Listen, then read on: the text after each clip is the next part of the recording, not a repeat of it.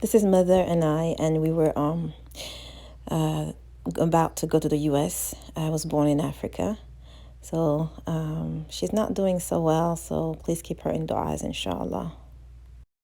Alhamdulillah, I was able to upload the November 2017 workshop on habit building inspired by the Salaf, by the righteous predecessors. Beautiful, beautiful examples, beautiful material, mashallah, tabarakallah, definitely inspirational. And here are a few, snapshots. This means that not only these were habits of her, it became part of her life to the point that other people noticed. And subhanAllah, the thing that I learned when I was reading the books too was that the knowledge came with tremendous character, tremendous. All of us can change for the better with the help of Allah and our own efforts. So if you have not put the efforts in and you have not asked Allah for help, then you cannot say, oh, I can't do it. Started, maybe the next, so it wasn't the first slide, it's just. What is a habit? Yes, I think it was, what is a habit? And you were, yeah, that quote.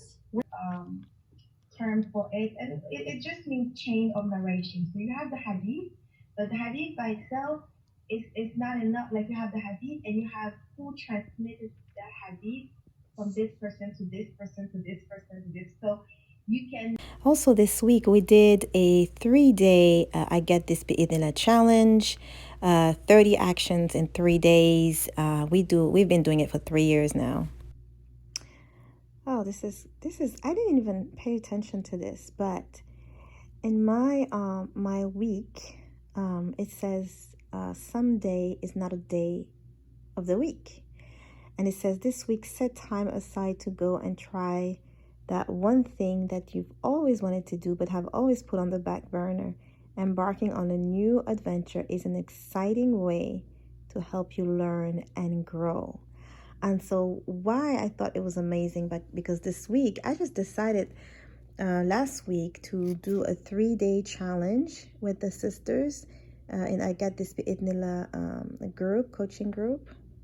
And subhanallah, I had no idea, like I didn't connect with with this quote of the week.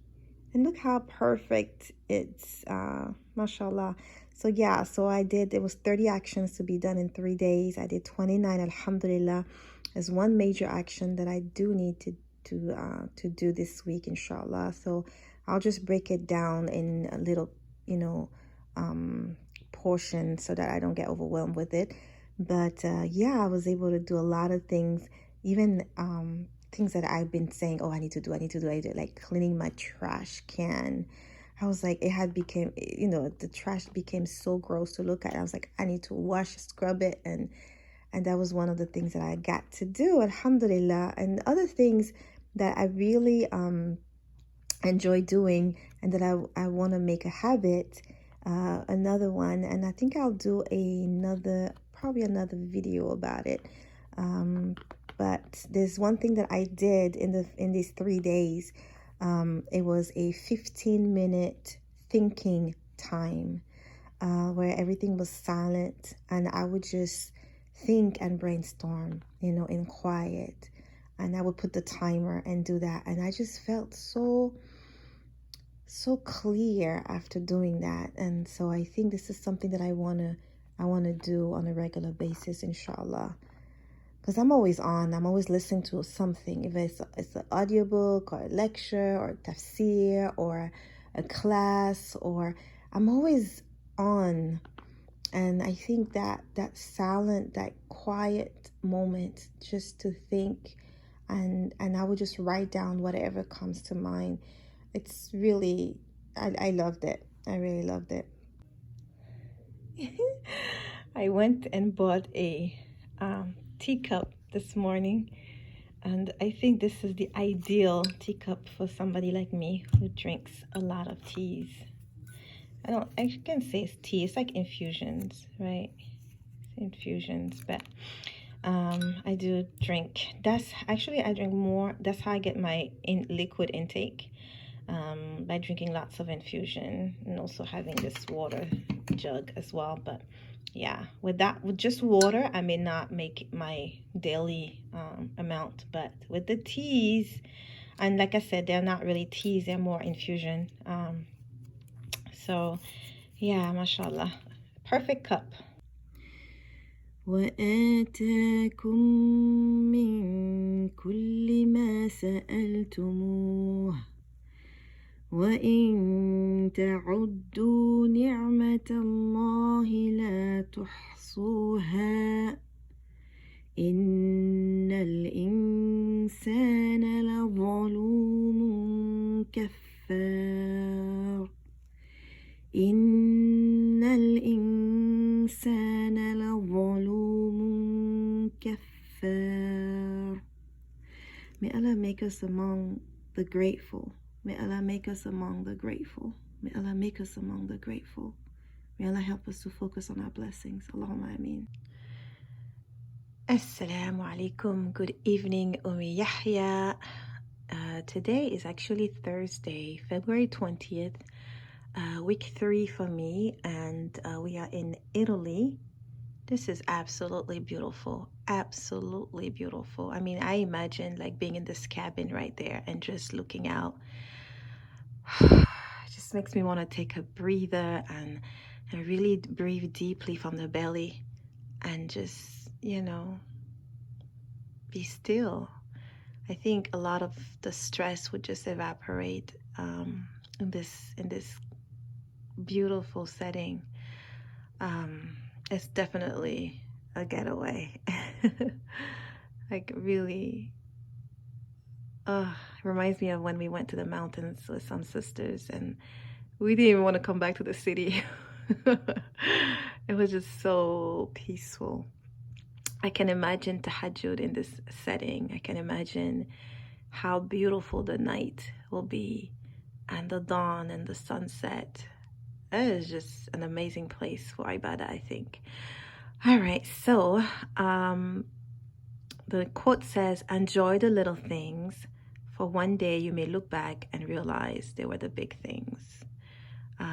I always ask myself, if this was my last day, what would I do?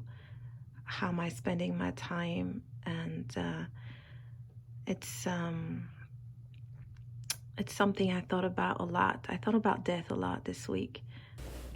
So yes, death, but also blessings. The ayah that I just read was about, how Allah tells us that we can never count the blessings he sends our way. And this quote says, enjoy the little things, So even though I am facing, people, loved ones with sickness and the loss and trials and difficulties, I want to focus on the blessings because honestly, that's what a believer should be doing. And that's where, your sanity is basically. And also this week we did tafsir of Surah Al-Qalam and we looked at the people of the garden. Their garden was completely destroyed and their reaction was to return back to Allah. Did not see that he was sent by Allah. The people of the garden, who are they? They're rejecting Allah. They're saying, oh no, this is us. This is for us. We're not gonna give anything to anyone. Right? They're rejecting the fact that this is a blessing from Allah. They're not giving the credit to who? To Allah Azza Wajal. And so by rejecting who is the giver, by rejecting the fact that this is a blessing from Allah, by denying this, they lost everything. And so it's like a warning to the Quraysh. You're rejecting that blessing of Rasulullah Sallallahu Alaihi Wasallam? Beware, because you're going to lose everything. Hereafter is greater if they but knew. And we see in Mulk what actually those people will actually know. The people of Hellfire will know how greater it is. Subhanallah. Subhanallah, it's so true. Like to me, that the people of the garden is a great lesson for us to make tawbah, to constantly, and also it teaches us about trials, right? It teaches us to look at trials as like wake up call. Yes. Are you moving away from Allah? Are you stepping in dangerous zone? Like, wake up.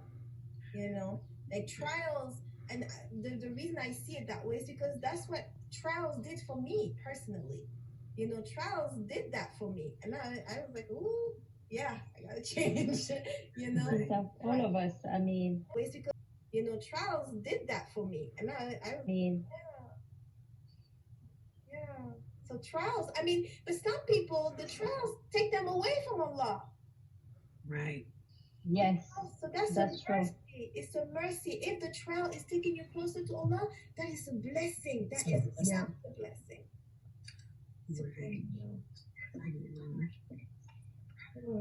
Yeah, that this is a lot. There is a lot to reflect on this. But this ayah, that ayah 33, every time I read it, I'm just like, whew, the hellfire is worse. There is no hard time that you're gonna go through in this dunya, right? That's gonna even come close to the punishment in the hellfire. So meaning No comparison. yeah, that's why it's like it's all good. It's all good. No matter what you bring on, it's all good because It's still good. it's still good. Attach yourself to this world, it comes and goes. It comes and goes. And situations change. And people attach themselves to this world. What happened when it goes? They kill themselves. Yeah. When I read this, I think I was seeing them as the bad guys, right? But the more I think about it, I don't see them as bad guys anymore, right? I see them as like us, like humans making mistakes. Humans. Yeah. Making like believers making mistakes and you know, coming back. Even the part with them whisperings, they're like how sometimes if a wrong is done, you try to do it. I try to do it in secret. لو كانوا يعلمون. Okay, sisters, let's go into tafsir. We stop with the وهي خاوية. J'ai parlé en anglais, hein. Excusez-moi. Donc, ta marbuta, on s'arrête toujours avec le I am not a green olive person. I know it's food of Jannah, but I never liked it. It was too strong for me. But these olives that my sister got me, subhanallah, I have to eat it with whatever I cook. It just adds so much flavor to the food. And so I'm about to eat my kale and with my salmon. I cannot wait. All right, so this vlog is almost coming to an end. I wanted to share with you that the quarter for the names of Allah is starting on March 7th, the new quarter, inshallah. Here are a glimpse of the last class this past Saturday. There was like a quiz and like a summary. Enjoy. Okay. Okay, Alhamdulillah. Al-Qaya is correct. That is the correct name. Is she the only one who got the name correct? You want to find a way to like make it clear in your mind, inshallah, because it will help you understand them better. Okay, well that was good, alhamdulillah. So these are the things that we were supposed to do as far as like from the coaching part of it. Let me ask you guys, throughout this course, have you guys been thinking of death more than normal or about the same? Oh, way more. Oh my goodness. Okay. That's all I think about. More. Because a trial is not just set to you, it's a test. And as any test, you want to pass your test. So there are some opportunities for rewards with every test that come your way. This is a previous quarter of the names. I just love the reflections of my dear sister. Just wanted to share it with you here. And then we went further. I said, you do ruqyah. And she was like, she doesn't do ruqyah. There's somebody that has like a 15-year-old daughter. I was like, oh, that is Tabinta. Do you know I appreciated the problems I had? Because like, we'll talk about that today actually. Hold that thought. So we'll talk about. Okay, so it's like, so I was looking at like, because if you don't have problem, there are some problems that will bring you closer to Allah. We should celebrate that kind of problem. Yeah. If you don't have that, some people, so many Muslims are going through life easy. Whatever they want, they pray 1, 2 times, they got it. They will never get closer to Allah. Yeah, okay. That's powerful. So it's like, I want to leave you with this beautiful quote of As-Sa'di in his tafsir of Surah Al-Hashr. He says, Allah's attributes are of such beauty that Allah loves them, loves those who love them, and loves for his slaves to invoke him and supplicate to him by them. Isn't that a beautiful quote? So this week was about reflecting on trials and how trials can bring you closer to Allah. And I'm leaving you again with my sister's reflection. Imagine if you don't have problem that will bring me closer to Allah. I wouldn't know how wonderful Allah is. I wouldn't know it's As-Salam. I wouldn't know it's our Qawi. I wouldn't know it's our Rakib. So it's like all this stuff. If I don't have all this problem, I won't think of getting closer to Allah. And I won't understand His majesty. I won't know His Mutakabir. So it's like, I want to understand His majesty.